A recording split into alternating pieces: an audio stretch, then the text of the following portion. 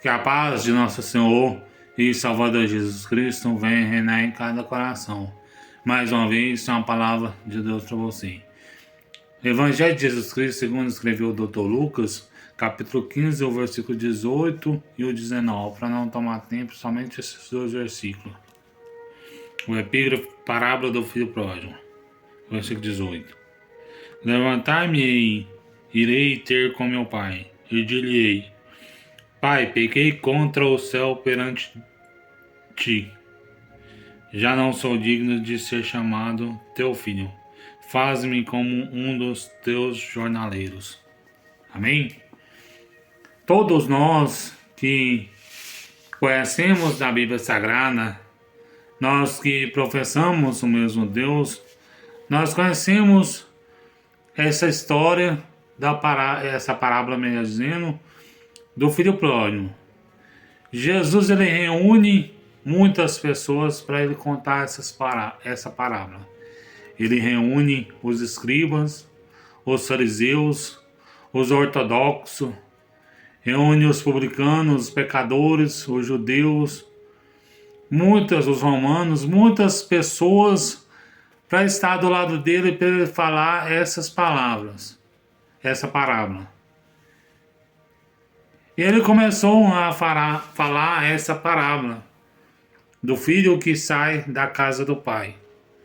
O filho simboliza os pecadores e os publicanos. E o pai simboliza Deus.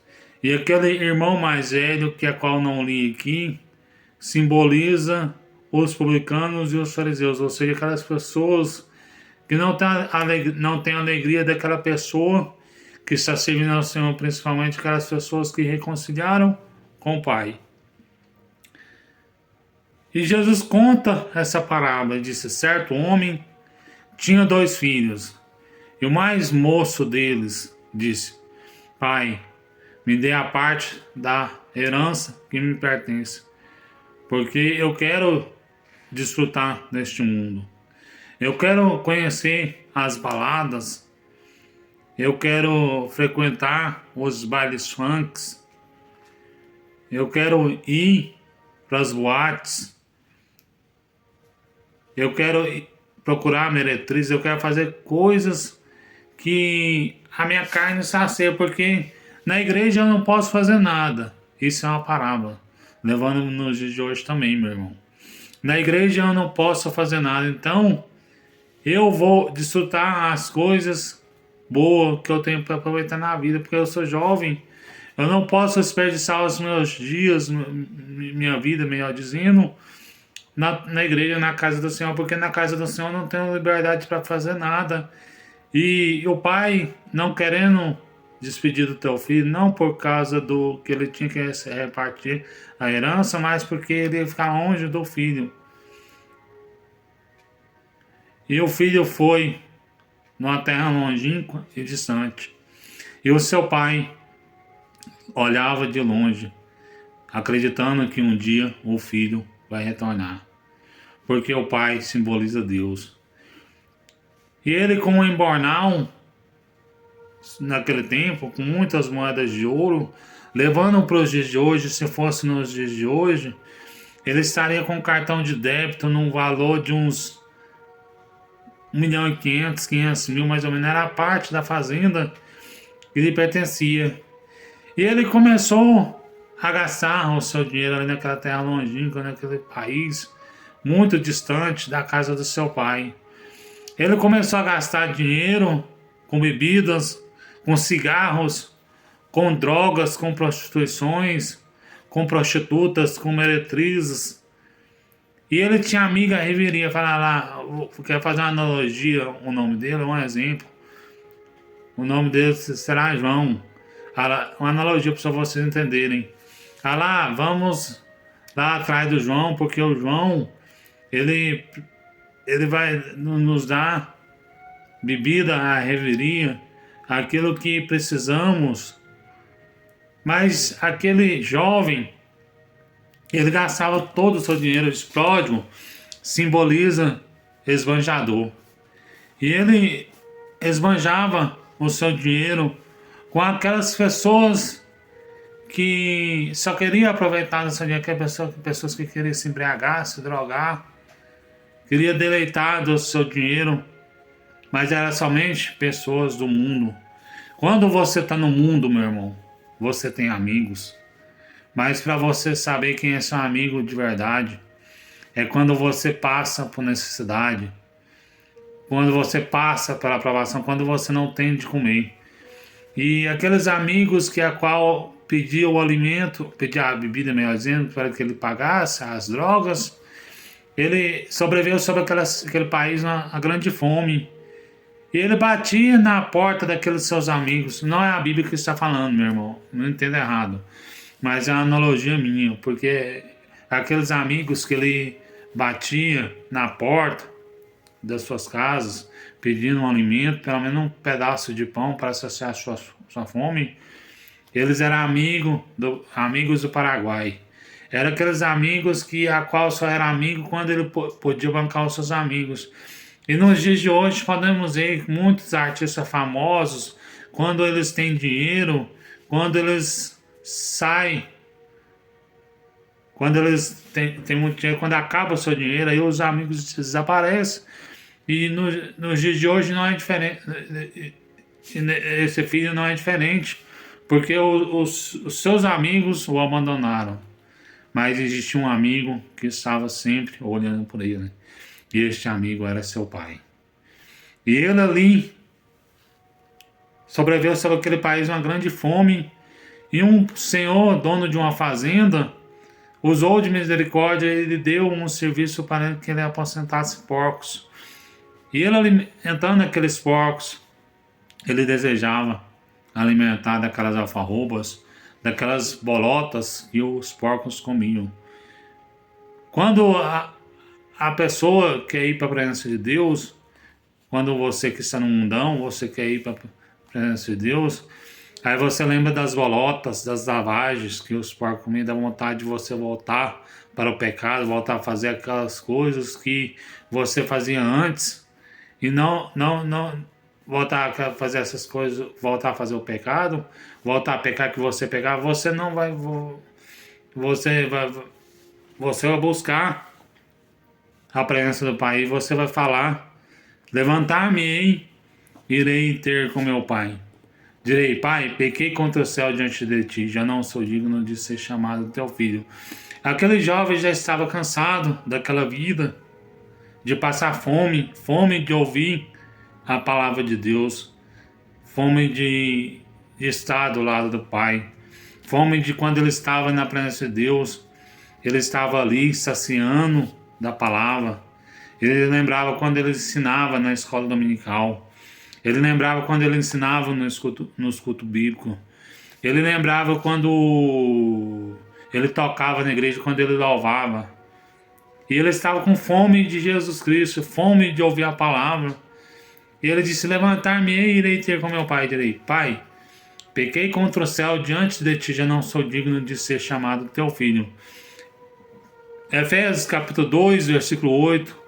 Porque pela graça sois salvos mediante a fé.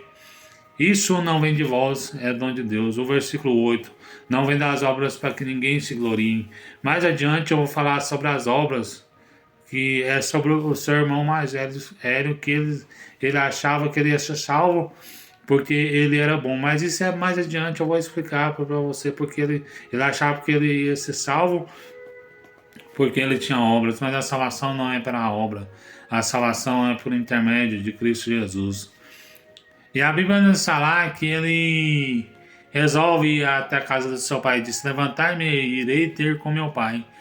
E quando ele está indo ao encontro do seu pai, no meio do caminho, o seu pai o avista de longe, disse: aquele lá é o meu filho.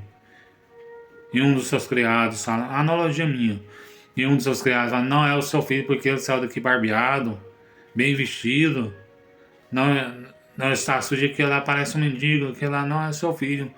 E o filho conhece, o pai conhece os passos do filho, porque o pai é o próprio Deus. O pai conhece quando o filho vai voltar para a presença de Deus. E aquele filho veio, um barbudo, descalço, fedido, roupa rasgada, sujo, cabeludo. E ele ia falando para o seu pai: Pai, pequei contra o céu diante de ti, já não sou digno de ser chamado teu filho. Faze como um dos teus jornaleiros. Ele nem terminou de pronunciar essa palavra, nem pronunciou direito, e o pai já recebeu são e salvo. E disse: Trazer depressa o melhor anel. Trazer depressa o anel, melhor dizendo. E coloca nos dedos dele. Porque eu estou fazendo uma nova aliança com meu filho. Trazer depressa a melhor roupa. Porque ele seria lavado no sangue do Cordeiro, nas vestes do Cordeiro, no sangue do Cordeiro. Apocalipse fala que comprareis do Senhor vestes novas. E ele estava com o pai, estava com vestes novas que o próprio pai tinha lhe dado. E o pai disse: Trazei depressa um bezerro cevado, o melhor bezerro cevado, para que matamos e alegramos com meu filho. Segundo alguns estudos, o pai já estava engordando aquele bezerro cevado, era para a volta do filho mesmo. E ele começou a alegrar com seu filho.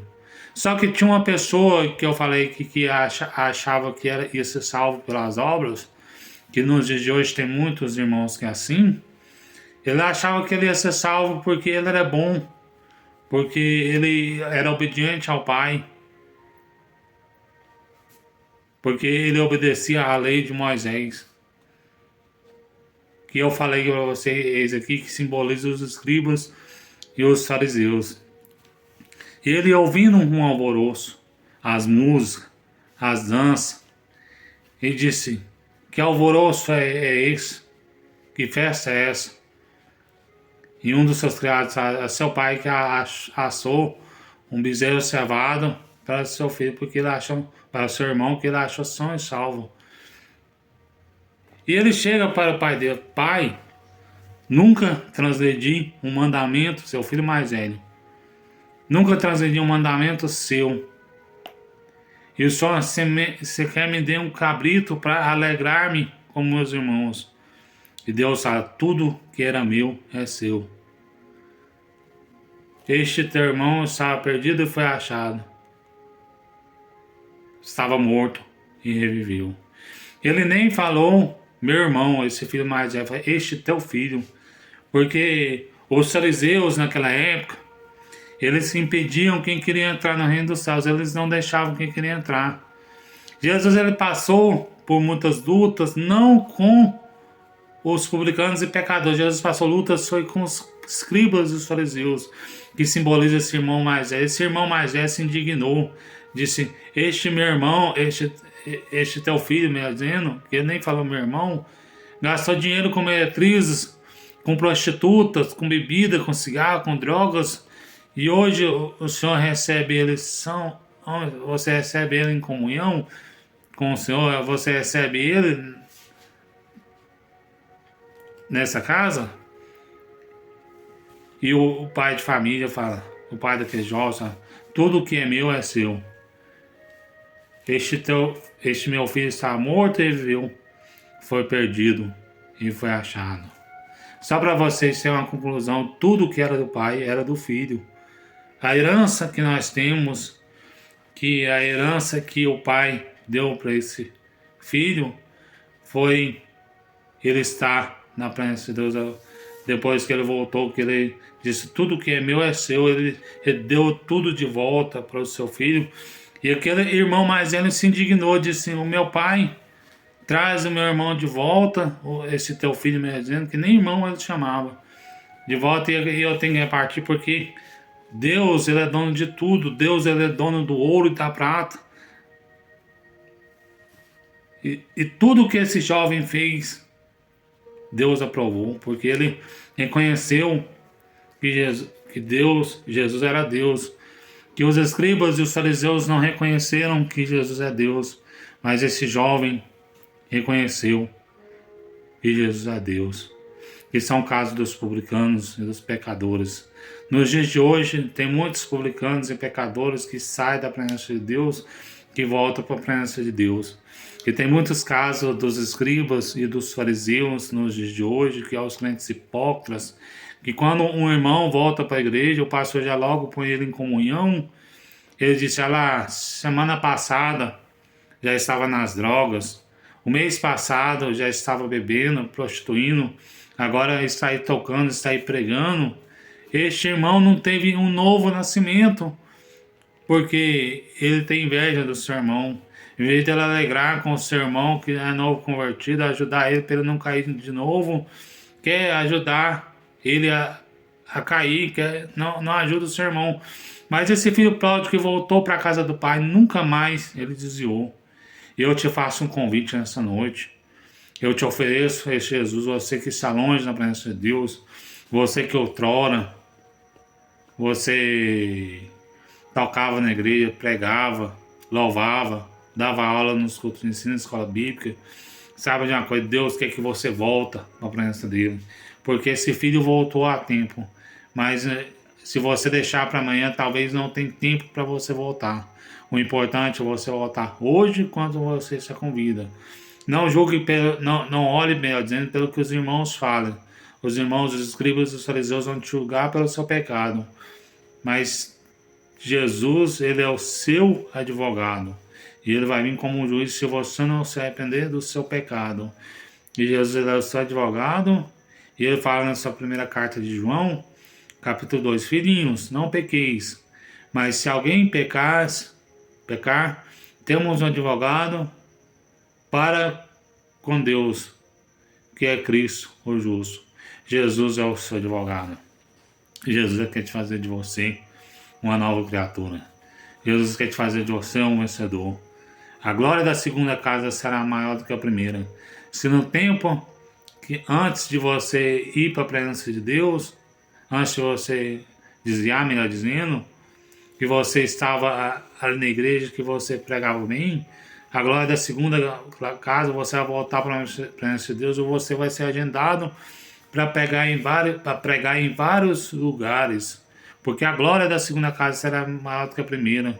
Você que tem um sonho de gravar um CD, gravar uma música, sabe uma coisa? Jesus, ele vai fazer de você um cantor, porque você vai voltar para a presença de Deus e você vai ser uma nova criatura em Cristo Jesus. Eis que as coisas velhas se passaram e tudo se fez novo. Tudo se vai fazer novo na sua vida. Aquele filho mais velho, ele queria apontar o erro do seu irmão, mas o pai é advogado. O pai esqueceu todos os pecados daquele jovem para trás.